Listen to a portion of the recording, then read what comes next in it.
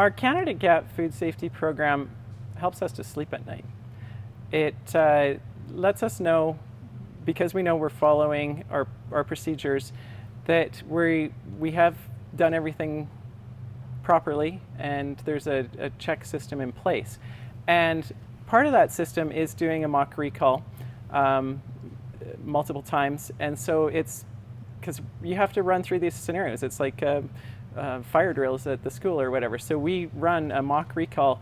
What would we do in this situation? How would we get our product back? How can we trace everything? How do we know what went wrong? And like Tony was saying, just being able to trace all of the steps back. So we can literally trace where each day's picking of tomatoes has gone, where it's been shipped, how many stores got which lots, etc. And fortunately, we haven't had to do a real recall ever, but if and when that phone call ever comes, we'll know how to deal with it and have a system in place.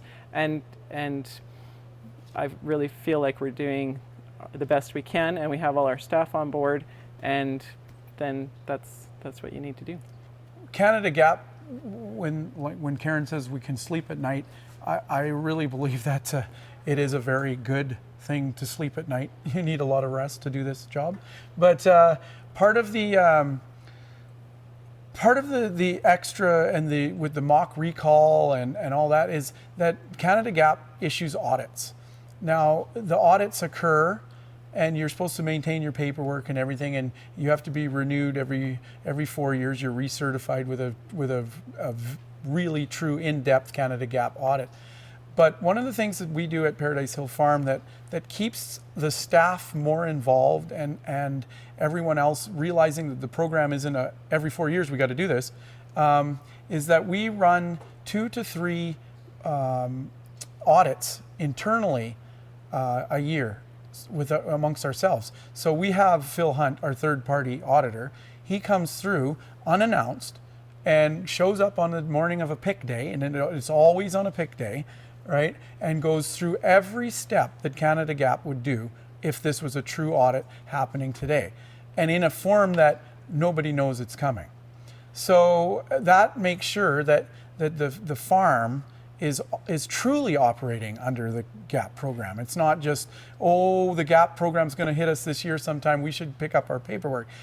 GAP and a food safety program occurs every day. The minute you open the door and walk into the office building or the greenhouse or the packing house, CanadaGAP is present and food safety is present. So you need to maintain that, and you need to put self-checks in place just to make sure that nobody slips, because anything that you do repetitively over and over and over, all of a sudden can become easy to miss. So make sure that you put some sort of a program in place that you're checking yourself.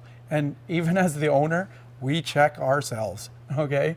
So that's what I believe is a good thing to happen.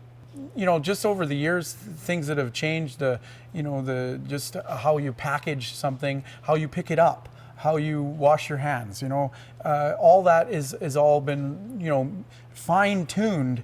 And CanadaGAP, there's a crew there that are making sure that all these little things are taken care of for you. Because otherwise you'll go, well, I mean, that's just as an overly example, we wash our hands this way all the time, right? But if you actually have someone that's been trained to wash their hands under the CanadaGAP procedure come and show all the staff to wash their hands this way, you'll find out that, wow, maybe we should change the way we wash our hands, right? So those are the neat little things that CanadaGAP keeps on top of, and it's something else coming along.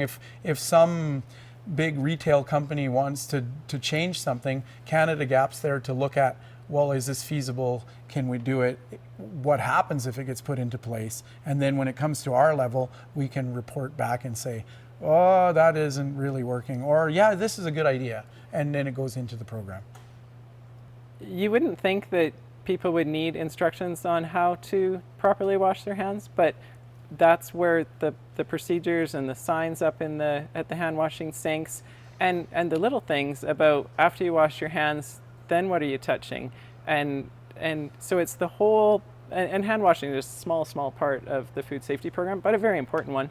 And so the whole education aspect, we do training as soon as I hire my picking and packing crew. We have a group training session with our food safety consultant. We actually have a quiz. It's just making sure that our staff have a good understanding of everything. And during the audit, auditors will come and speak to the staff members directly, and they need to be comfortable with that. And it's not, what's the right answer, what I should be doing. They shouldn't have to be thinking about what's the right answer, because if you put it in place and you're doing food safety every day that you're at work, then the staff aren't worried. When it's a audit day, it's like, we got this, right? And it's good.